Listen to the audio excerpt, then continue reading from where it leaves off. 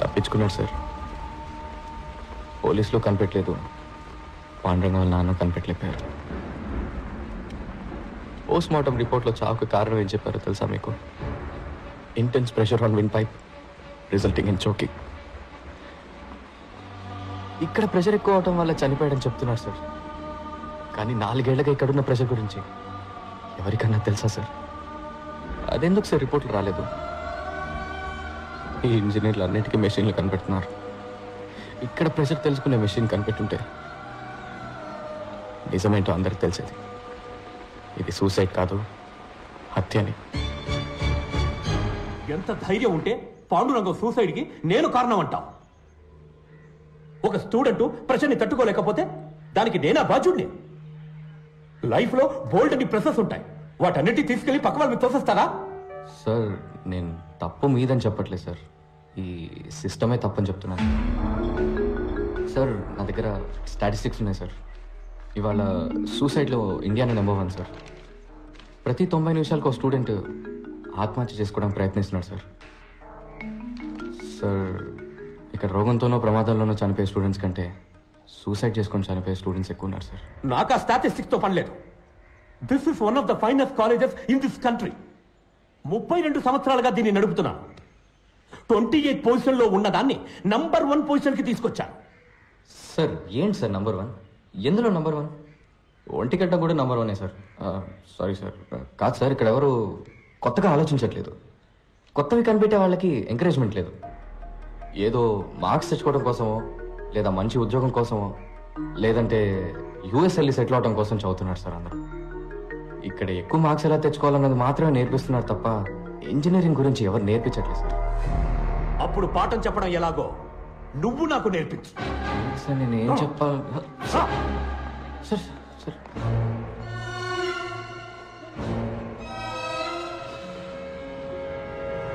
So today we are going to see the thermal. Mister KS, మీరు క్లాస్లో కూర్చోండి. Students ఇక్కడ నుంచున్నారే, ఈయన మహామహామేధావి.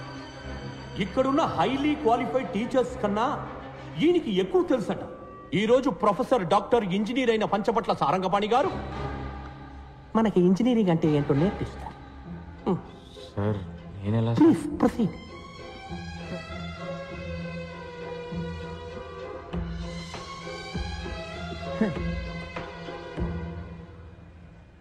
We do not have all day.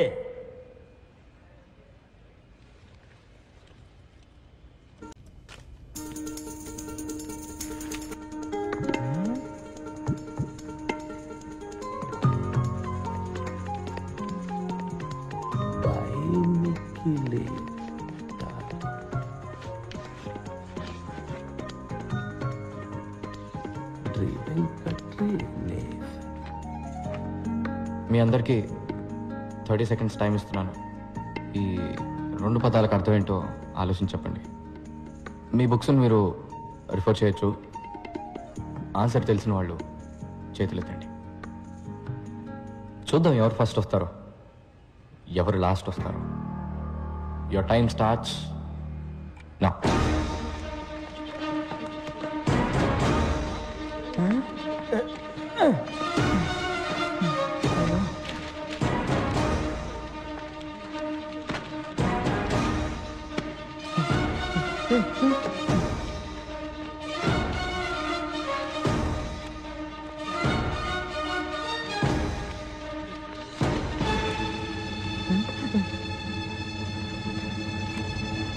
Time up.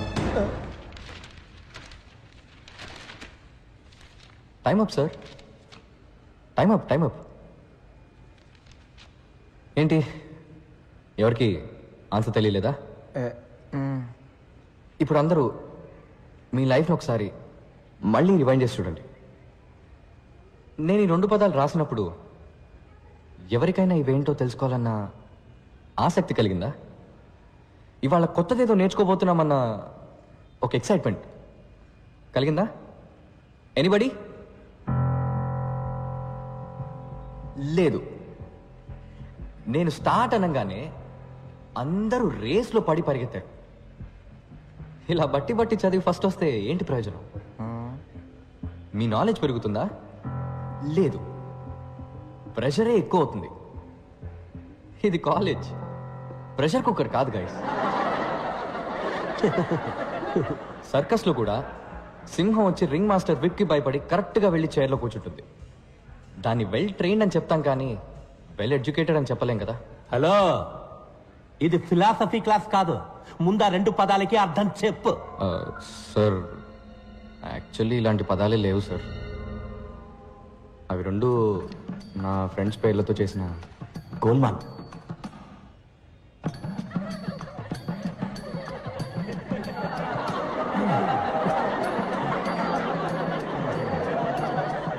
What nonsense! ఇదేనా నువ్వు engineering నేర్పించే లక్షణం? లేదు సార్, నేను ఇంజనీరింగ్ నేర్పించడానికి రాలేదు. అది నాకన్నా మీకే బాగా తెలుసు. ఎలా చెప్తే బాగుంటుందో చెప్పానంతే సార్. నాకు నమ్మకం ఉంది సార్, ఏదో రోజు మీరు ఇది నేర్చుకొని ఒప్పుకుంటారని. Okay sir, bye sir. Bye sir, all the best sir. Bye sir.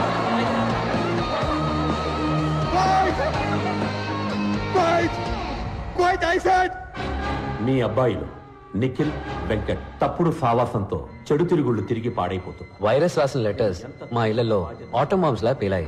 2 ఇళ్ళు హీరోషిమా నాగాసాకి లాగా తయారయ్యాయి. వెంటనే మా పేరెంట్స్ మమ్మల్ని ఇంటికి పిలిచి మాకు తలంటే ప్రోగ్రాం పెట్టారు. రా చూడు, చూసావా? LG air conditioner. సార్ ఇబ్బంది పడకుండా చదువుకోవాలని 15,000 ఖర్చు పెట్టి వాడు రూమ్కే పెట్టించాం. ఇంకా సొంత ఇల్లు లేదు, కారు కొనుక్కోలేదు, స్కూటర్ మీదే వెళుతున్నా. నా 25 ఏళ్ల సేవింగ్స్ మొత్తం వాడి చదువుకే ఖర్చు పెడుతున్నాను తెలుసా? వాడిని గొప్ప స్థాయిలో చూడాలని మా సంతోషాలను త్యాగం చేసావయ్యా. వీళ్ళమ్మ వీడి కోసం స్పెషల్గా ఉండి పెడుతుంది. అది చాలదన్నట్టు స్పెషల్గా గుడ్డు ఒకటి. హే, ఇవన్నీ నువ్వు తీసిన ఫోటోసా వెంకట్? సార్కి ఫోటోగ్రఫీ అంటే చాలా ఇంట్రెస్ట్. రోడ్డు మీద వెళ్లే పందుల్ని కుక్కల్ని కూడా వదలరు. వైల్డ్ లైఫ్ ఫోటోగ్రాఫర్ అవుతారట. సార్ పర్సంటేజ్ ఎంత? 91. 94 నుంచి 91కి వచ్చేసాడు. నా బాధ నీకు ఎగతాళిగా ఉందా? లేదంకుల్, యాక్చువల్గా ఇంత అందంగా తీశాడు కదా ఫోటోలు, వాడిని ఎందుకు ఇంజనీర్ని చేస్తున్నారు? చక్కగా వైల్డ్ లైఫ్ ఫోటోగ్రాఫర్ చేయొచ్చు కదా, గొప్పవాడు అవుతాడు అంకుల్. చూడు బాబు, నీకు చేతులెత్తి దండం పెడతాను. మా అబ్బాయిని కన్ఫ్యూజ్ చేసి వాళ్ళ లైఫ్ స్పాయిల్ చేయొద్దు. హే వెంకట్, ఫోన్ చేద్దరుగానే రండి బాబు.